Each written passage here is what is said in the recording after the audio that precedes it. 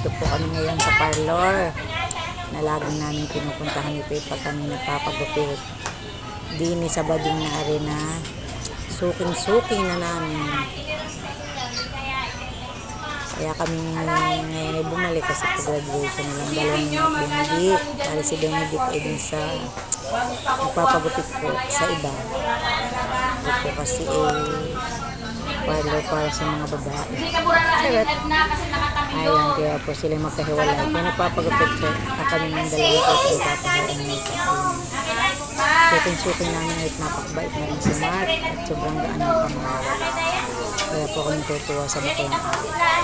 Kaya sabi ng nito, pagka po ako ng mama ay gagraduate, ay din naman po ulit ako ayusin sa nasukay natin. Kaya po bumalik kami dito at napakaba. Bait nga po niya. Haba po siyang nag-aayos, kinukwento niya dyan si Faye. Pagyan na naman makainip si Faye. Pangiti-ngiti lang po dyan si Faye. Kaya po ako naman po ay nasilip-silip lang. Ayaw niya po magpa-video na mukha niya, sadyang nakatuto. Kaya po nakatalikod na lang ang ginagawa ko.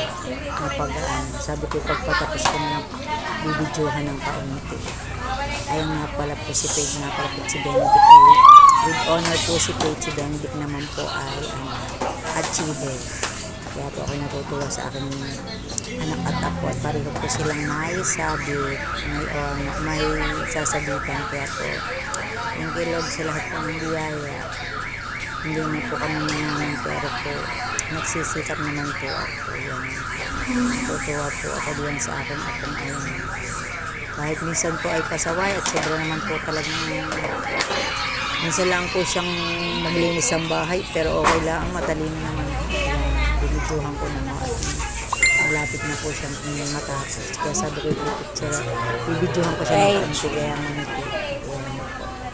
Yun, ito hindi naman camera. So, wala lagi sa bigat niya. Nandun na po siya. Tapos naman po siya.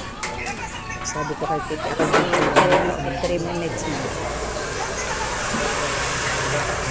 Nakakatawa. Ako naman po ang sunod. Sabi sa gagawin, huwag masyado ang pagagandahan. Tayo na straight ang buhok.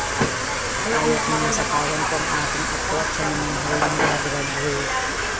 Kaya ako natutuwa po sa kanya. Nakamapit na natin. Ayaw naman po kayo magpaparin tayo.